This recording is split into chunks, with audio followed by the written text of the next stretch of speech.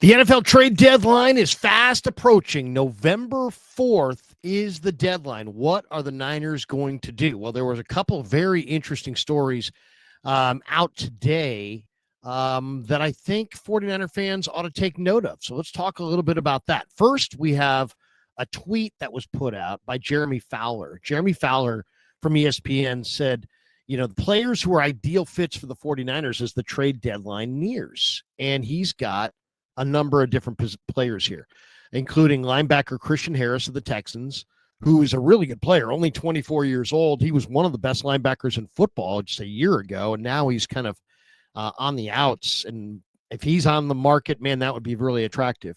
Veteran tight end Mark Andrews, his name was listed. Wide receiver Chris Olave, which would be a surprise to me, but that's interesting. He's got a lot of speed. Trey Hendrickson, Jalen Phillips, probably the two premier pass rushers that are available. Logan Wilson, linebacker from the Bengals. Arden Key from the Titans, and then Kingsley Enagbare, the defensive end for the Green Bay Packers. So interesting list there from Fowler, and it made me start to think a little bit about what the Niners could be thinking as the trade deadline approaches. I think they're thinking a couple things. One, I think John Lynch has got scars from trading for Chase Young. He doesn't want to trade for any edge rusher that he's not 100% sure of what that guy's mentality and motor is like. No more rolling the dice on other players, other teams' players, and you don't know how hard they play. They traded for Chase Young. He dogged it in the NFC Championship game. It was shameful, absolutely shameful. So that's the attraction of Trey Hendrickson. His motor is just always revving, but you're going to probably pay a severe price, even if Cincinnati might not even be willing to trade him. So Trey Hendrickson is the apple of everybody's eye, and it's probably going to take a second-round pick to get him, but will Cincinnati even engage? They want to win. They're 3-4. They're in the thick of the AFC North race. Why would they trade their best defensive player when they're trying to win? They just traded for a veteran quarterback to try to save their season. Now they're going to deal off their best defensive player.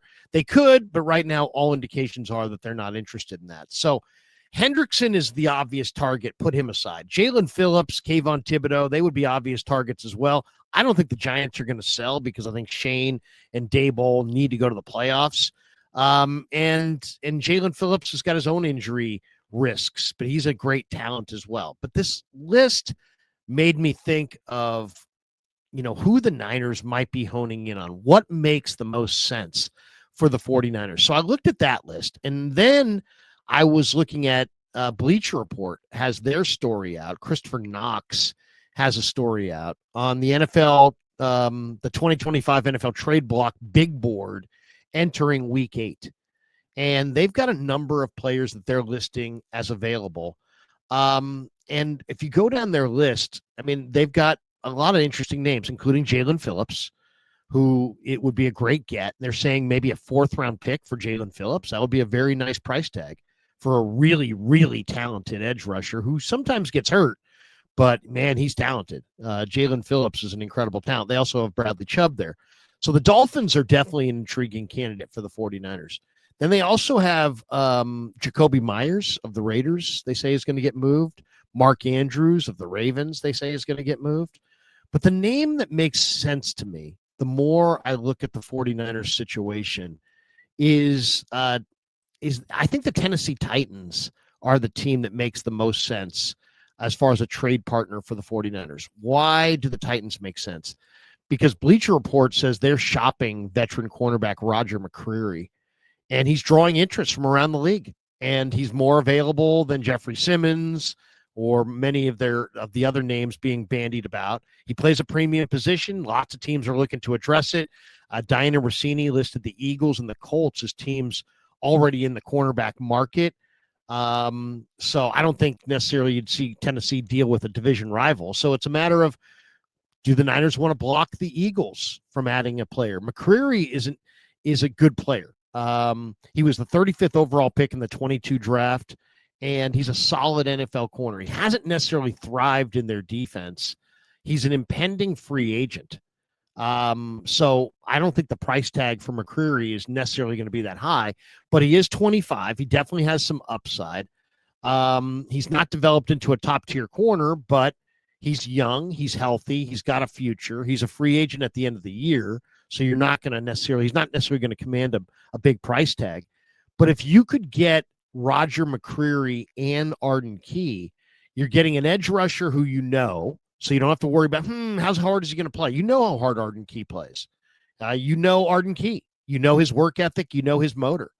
So you get a defensive end up front in Key that can help you both inside and outside, and you get a corner in Roger McCreary. Now, why does this trade make sense for the Niners?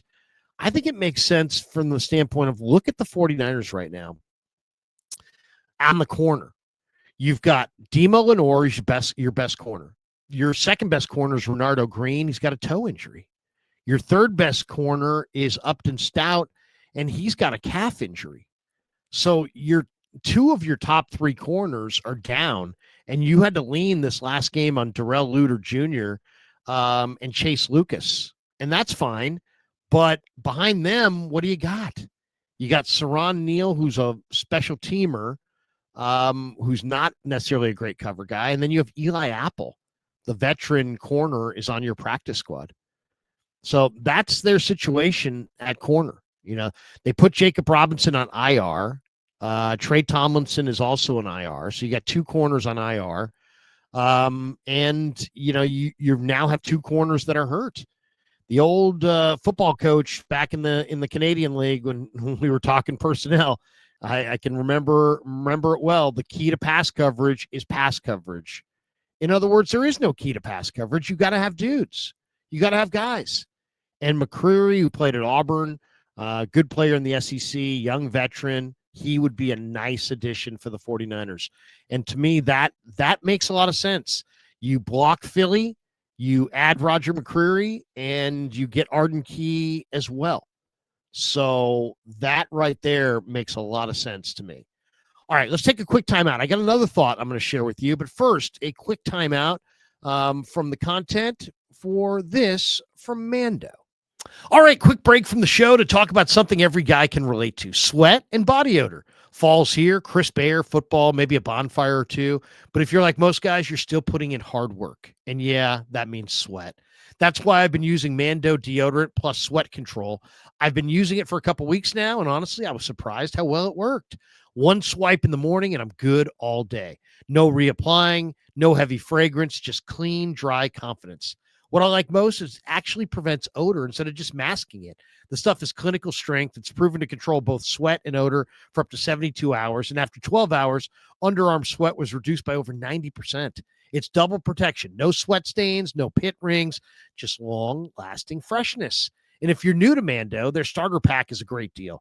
You get a solid stick deodorant, a cream tube deodorant, 2 free bonus products like mini body wash or deodorant wipes, and free shipping.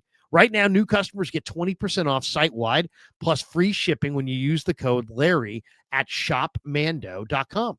That's shopmando.com, shopmando.com. So if you want to control body odor anywhere, go to shopmando.com, use code Larry, and get 20% off plus free shipping.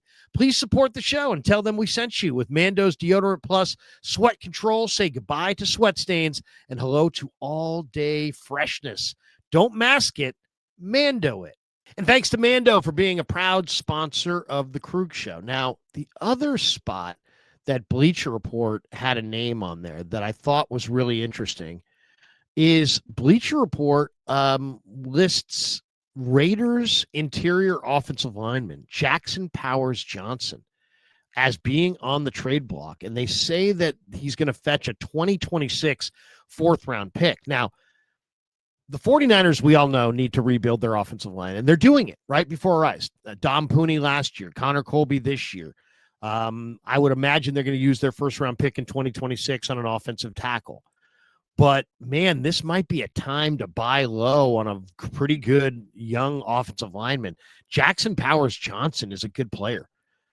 He's 22 years of age, and Pete Carroll benched him. He was a second-round pick in 2024.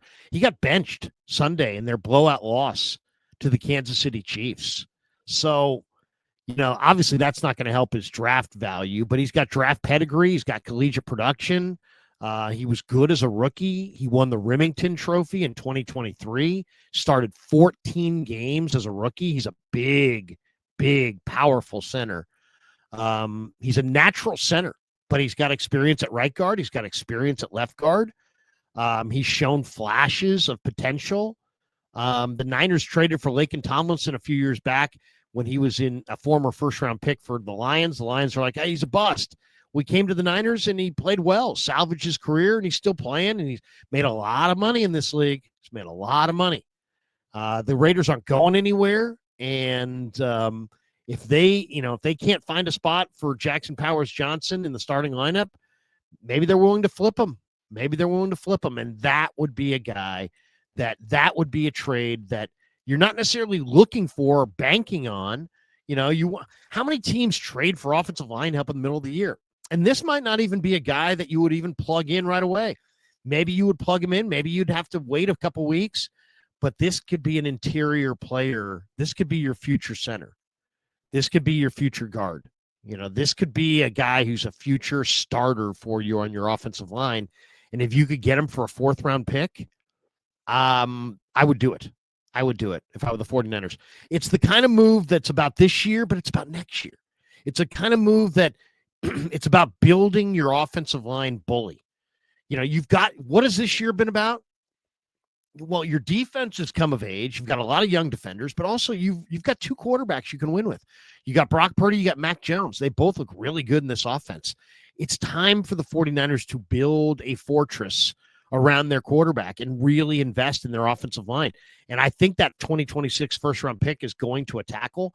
But if you could get Jackson Powers Johnson from the Raiders for a 4th-round draft choice, I would do it. I would absolutely do it. Because that is the kind of big, powerful interior offensive lineman that if you gave him to Chris Foerster and let him coach him up, I think you'd have a real bully of an interior with Jackson Powers Johnson, Colby, Pooney, long-term. I think you're set in the interior. And then the draft becomes just about, you don't need to rebuild your whole line. You just need to get that offensive tackle. And if you could get that offensive tackle in round 1, you could spend the rest of your draft building up the rest of your football team. So those are the names that make a lot of sense to me. Arden Key and Roger McCreary in a package deal from the Titans. You get a pass rusher that his work ethic, his motor. You get a veteran corner to help you out in a position where you're really thin because of injuries, and there really aren't a lot of guys on the street that can help you. And then maybe turn around and trade that 4th-round pick to the Raiders for Jackson Powers Johnson and invest a little bit of 2026 draft capital and maybe a veteran player to get a young, powerful offensive lineman that you think can be part of the solution long term. That's what I would do. Jackson Powers Johnson for a 4th, Arden Key and Roger McCreary probably for a 4th-round pick or a 3rd-round pick, something like that. Maybe it's a 3rd-round pick for those 2 guys. I don't love trading day 2 picks, but I would consider it if I got McCreary and Key in the same deal. You got to check out Arden Key's injury. He was inactive a week or 2 ago because of a quad injury, so that has to be researched. I mean, you got to find out if the quad is it dangling by a thread and it's about to be torn. Well, if that's the case, you can't trade for him. But if his quad checks out, and if Key doesn't fit, if the quad's not healthy, how about Roger McCreary and Draymond Jones?